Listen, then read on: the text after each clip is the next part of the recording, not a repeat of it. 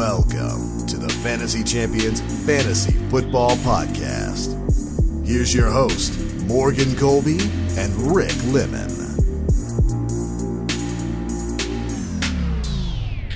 Welcome to the Fantasy Champions Fantasy Football Podcast. My name is Morgan Colby. I got Rick Lemon with me, as always.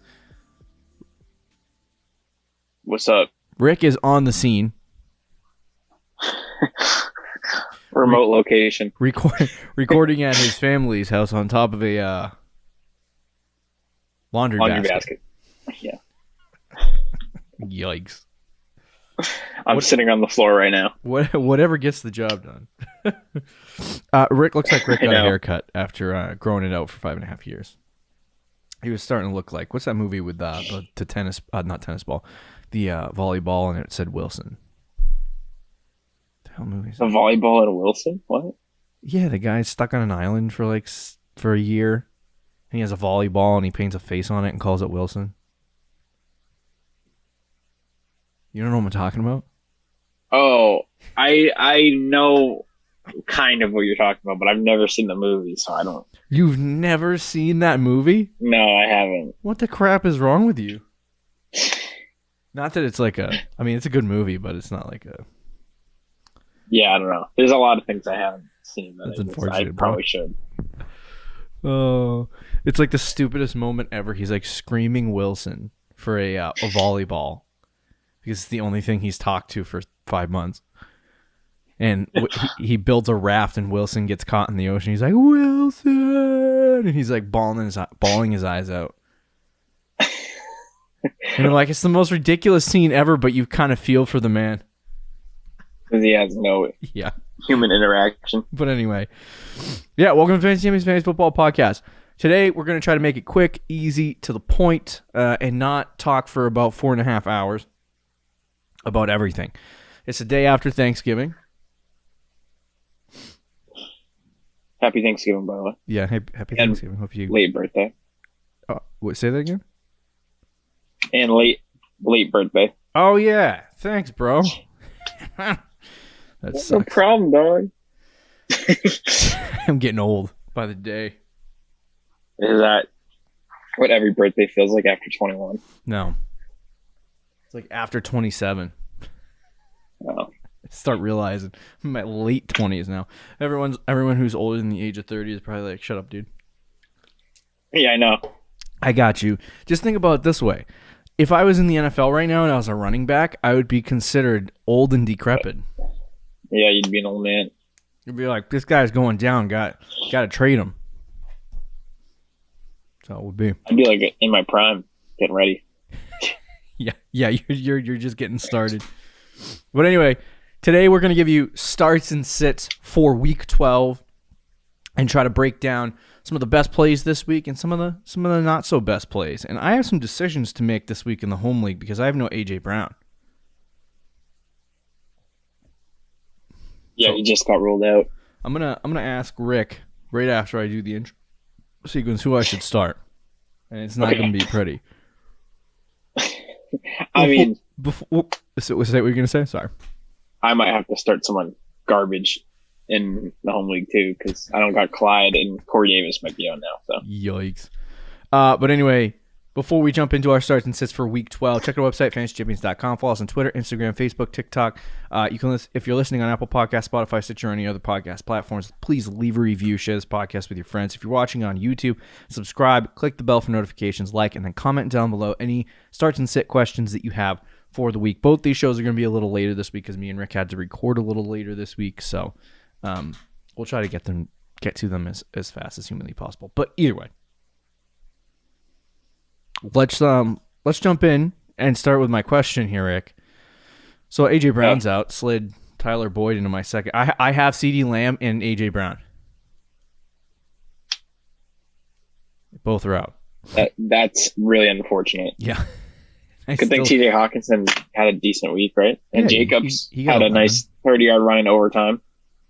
Did he really? I watched the whole overtime period, and I didn't even see the 30. Yeah, he had a 30. That was the play before the like the 3rd and 16 that they got called for a pass interference or whatever. The one play. By the way, Jacobs continues to be like kind of garbage, but he gets like 25 carries a game, so it doesn't matter.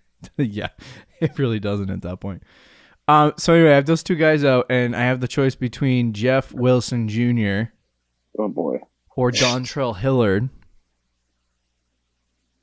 Dontrell Hillard. He's one of the running Texans? backs for the Titans, and they now don't have they don't have Jeremy McNichols, and they cut Adrian Peterson. Oh my gosh, that's disgusting. So Hillard or who is the other guy? Jeff Wilson. Jeff Wilson Jr. So Elijah Mitchell is probably playing this week with Trace. Yeah, I'm gonna have to start Hilliard. I would start Hilliard too, yeah. But keep it like if Mitchell doesn't play, because I mean he's questionable, but he practiced all week. If Mitchell ends up not playing, play Wilson. But that's a gross situation, gross decision. I feel like one of those people who that asked is that gross. question on like online. That's like what I had to deal with like 3 weeks ago. Yikes! And I lost every game, so good luck. That's gross. But anyway, let's jump into our starts and sits for Week 12, and do our best to make it as fast as possible. It is 6 minutes in, trying to get this done in 2025. So let's get started. We'll start with the quarterbacks, move to the running backs, wide receivers, tight ends, and then end the show. But we'll start with the quarterback position, and that is Russell Wilson. There's a lot of interesting reasons as to what this is. But if you look at the last 2 weeks for Russ since he came back, I'm going to go out on a limb and say that hasn't been great. This guy came back a little bit too early. I think he was trying to get into the lineup and play, and he wasn't ready because he's had 7 and 8 points in the last 2 weeks, which is kind of concerning. That is so gross, man. So, and I haven't watched.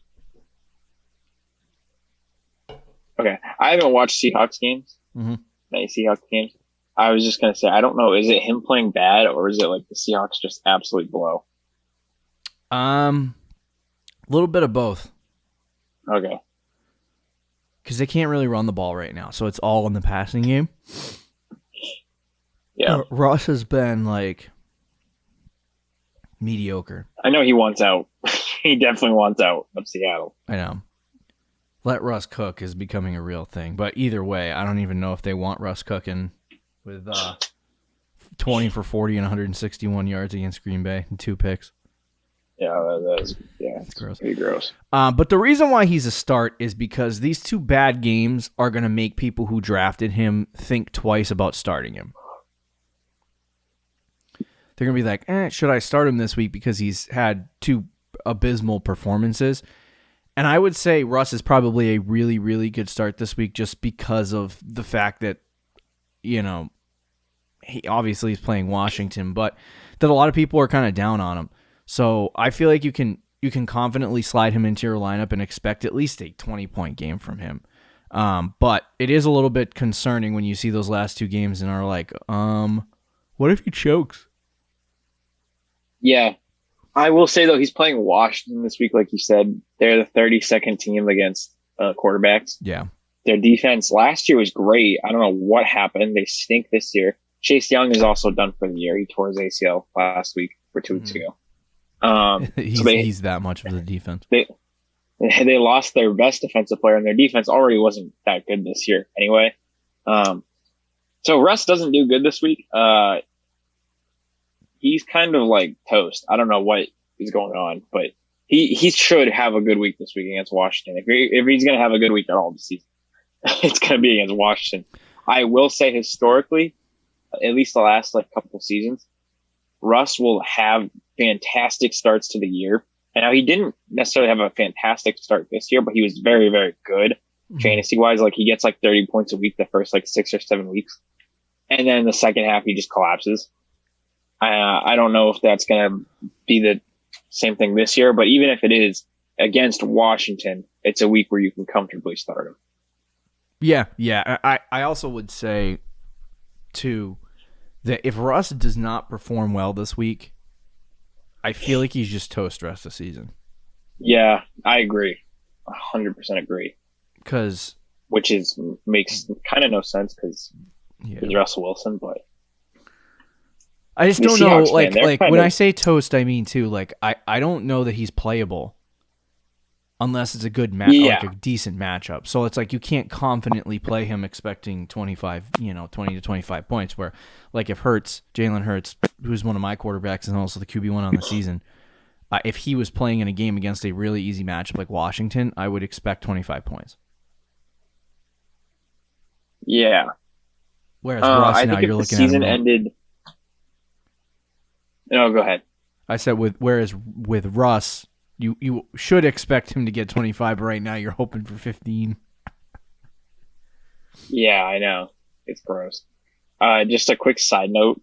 The Seahawks are like the 5th worst team in football right now, and they don't have their first round pick. Yikes. Yeah, that goes to the Jets. For Jamal Adams, who's like decent, but not great. And you're not going to have a first round pick. And they're going to give the Jets most likely 2 top first round picks. Seahawks are about to go through a crazy rebuild if they trade Russ. Yeah, because Pete Carroll's an old man. He's not going to want to stay for it.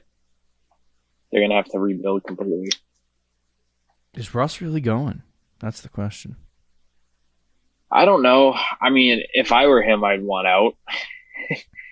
Although the grass isn't always greener. He has Metcalf and Tyler Lockett. It's pretty solid combo. To be fair, he would go to literally everybody would want him. I still think if Denver gets Aaron Rodgers or Russell Wilson, that team is going to be so good. They're like 6-5 with Teddy Bridgewater. Yeah, they would be really good. But either way, start Russ this week. Yeah, start Russ. All right, let's talk about the sit of the week at quarterback, which is Ryan Tannehill, and I feel like Tannehill has been on this list frequently the last couple of weeks, and I've had enough. Yeah, and I'm going to say we told you to start him. I think we told you to start him against New Orleans and Houston, and I don't know about New Orleans, but definitely Houston. Oh, maybe it was New Orleans. Yeah, actually. We did tell you to start him against Houston, though, and he got 14 points, threw 52 passes, completed 35, had 323 yards, threw 1 touchdown, and had 4 interceptions. That looks like a Madden game for me.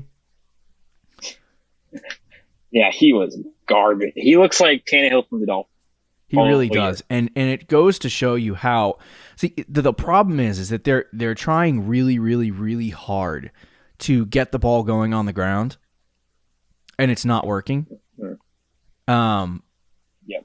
And so they're forcing the ball like through the air, and it's putting Tannehill in a spot where he hasn't had, like, usually when you look at this middle of the season here, when they had Derrick Henry's 22, 29, 27, 33, 27 pass attempts, and it's like he doesn't throw it for more than 40 pass attempts on average in the season. You know what I mean? And so it's like he's kind of in a conversation where he's not throwing the football a lot at all. And it gives him opportunity to, on the ground, roll it out into play action, make some plays, make smart decisions. They don't put all the pressure on Tannehill's shoulders, and now that Tannehill has all the pressure on his shoulders because Henry is not on the field, it's just turning out to be really bad. Those 4 picks are against the Houston Texans. They're not against the New England Patriots, who they play this week. They're not against the Los Angeles Rams, right? They're not against some of the best defenses in the NFL. They're literally against the Houston Texans, who have maybe the worst defense in the NFL. I have Tannehill in one of my dynasty leagues, and I might sit him for Baker Mayfield. That's how bad I think he's going to get destroyed this week. Safer to do. Which is disgusting because Mayfield's been bad too, but he's got a good matchup. Mm-hmm. Tannehill against the Patriots without A.J. Brown just sounds like an absolute disaster. And without A.J. Brown, Julio Jones, and I believe they're out with Julio. Which, by the way, as a Patriots fan, it's kind of like we're lucking out another week. Somehow this team's 8-2.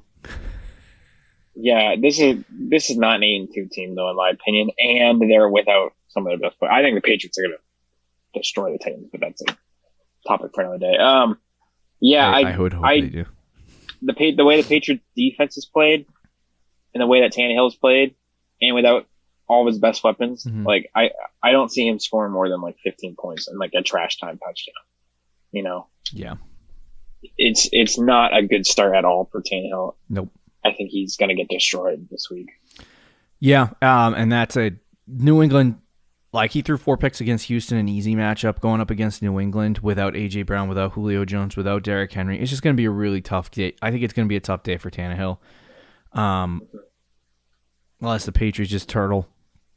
Yeah. Which is always a possibility. But, yeah, no, I would hedge your risks and just say don't play Tannehill. Let's move to the running back position. Kareem Hunt. Rick, give me your thoughts on Kareem Hunt start this week. Okay, he's back this week. I think he's missed how many games? Like 4 or 5. He's missed a lot. Yeah. First game since week 6, but he was doing great before then, especially in PPR leagues. Uh-huh. He was a must start every single week before the injury. And now that he's back, he's going to get a significant role right away, especially in the passing game. If you're in PPR leagues or half PPR leagues, he should do good. And it's against Baltimore this week, who historically has had a great defense, but this season has struggled against the run, more specific. Against the run and even the pass. Against quarterbacks, they're not doing that great either. So their defense as a whole has not been the same this year. So I would expect Hunt to be involved in this game on Sunday. Yeah. Baltimore kind of has been like passing and rushing wise. They've been middle of the pack. They really haven't been like difficult or hard to play, but they also haven't been like super routinely easy to play. So it is a decent matchup for Kareem Hunt. I would say like early in the season. So this is the big thing for me is last year, everyone was looking at Kareem Hunt going, okay, this can't happen again. There's gotta be some form of positive regression where, you know, he does get a sizable chunk of pass catching work. He gets some decent like run on the ground. But Nick Chubb still is the feature back, right? And you would think coming into the season, I even wrote him off. I was like, I'm not drafting Kareem Hunt again. This isn't happening again. Like we're not, they're not going to use him in that same way. And they did. And he had 15, 5, 24, 15, 23, 9. And so he was a startable flex running back every single week for your fantasy team when he was healthy. He comes back now against Baltimore, and they have been easing him back into practices. Like, I don't think this is a game where they look at him and go, okay, we're going to give him, 20% snap percentage and then, shut him down the rest of the game. But he is their pass catching running back. Against Baltimore, it's going to be a game where they're going to probably have him on the field a lot more often than not. And so Kareem Hunt has a really good shot in this game to come back and have a really good game. If he doesn't, I apologize. No, I agree though. I think he'll have a good game. Okay. Sit running back of the week, which is Myles Gaskin. Now, we talked about Gaskin. We've put him on this list multiple times. There have been some good games for him, bad games for him. We've talked about that before. But the big thing is over the last couple weeks, it's just been like a 15, 7, 12, 5, 17. Like, it just goes back and forth. Yeah. And what's interesting about this stretch of games since week 7 that you want to talk about is he had 15 against an easy matchup against Atlanta. He had 7 against Buffalo, which is a tough matchup. He had 12 against Houston, which was an easy matchup. He had 5 against Baltimore, which at the time was a mediocre matchup. And then you had the New York Jets, where he had 17, and now he's got Carolina, which is a tougher matchup. So it's like, I don't know what it's going to look like for Myles Gaskin this week, but if it looks like anything that he has been showing on the stat sheet and fantasy football point outage, it will not be a good week for Myles Gaskin. Yeah, I don't think he's gonna, crap the bed, but I don't think he's worth starting this week either. He actually wasn't having a great week last week until he had like a not trash time because they were winning. Yeah, but he had a big fourth quarter. He had like a big run. He scored his touchdown in the fourth quarter, but through 3 quarters of the game, he had like 5 fantasy points. Against Carolina, a very solid defense. It's just harder. It's just going to be a harder matchup for him. I think Malcolm Brown is still out. So this might be the last week where Gaskin is going to get that kind of workload. But even so, I don't think he's going to get 23 carries. It was a very positive game script last week against the Jets. Probably not going to be that way against the Panthers, who also typically dominate time of possession, which is not, again, good for the Dolphins and specifically Myles Gaskin in the run game. And a very interesting stat that makes zero sense that Sleeper wanted to put on there. Gaskin, his good games are typically in odd number weeks. So week 1, week 5, week 7, week 9, and week 11. It makes zero sense. And then even number weeks, it's 12. So if you're into kind of superstitions, it's week 12, and he usually doesn't play good in even number weeks. And maybe he'll break it, but he's not going to. Yeah. Sit Myles Gaskin. That's an interesting statistic right there. I know it makes zero sense, but it's kind of fun. No anecdotal evidence other than that. All right, let's move to the wide receivers. Start of the week is Chase Claypool. Now, he's had a difficult season so far. There were some expectations coming into the season, more specifically for me, that he would be a little bit better than he has. Then they lost Juju, so you would even think more so that he would be better in this context. But I think he's just he's a down the field Z receiver or XY receiver. I'm sorry, and Big Ben can't really throw more than 5 yards down the field, which is perfect for Deontay. Yeah. But I know it is perfect for Deontay. But Chase Claypool is just not getting that, and there are some games where he has really, really good games and he's able to put together some good performances, but he just hasn't been able to do that on a consistent basis this year. He is playing Cincinnati, who have allowed the second fewest fantasy points per game to the position in the last 3 weeks, which is not looking good for Chase Claypool in this game. But I think this is a game where they're going up against Cincinnati. It's a divisional matchup, and they're going to have to fight. Like Pittsburgh, what's their record? 6-5, 6-4. 5-4-1, I think. 5-4-1 or 5-5-1. Or maybe I can't I remember. don't know. But anyway, Something like that. if they want to have any shot at making the playoffs this year, they got to win this game against Cincinnati. Yep. And I think it's gonna be a game where there's gonna be a lot of scoring and they're gonna have to fight. And so I think it's a game where there's gonna be opportunities for Chase Claypool. It's a boom or bust play. He could either get 15, 20 points or he could get 7 or 8.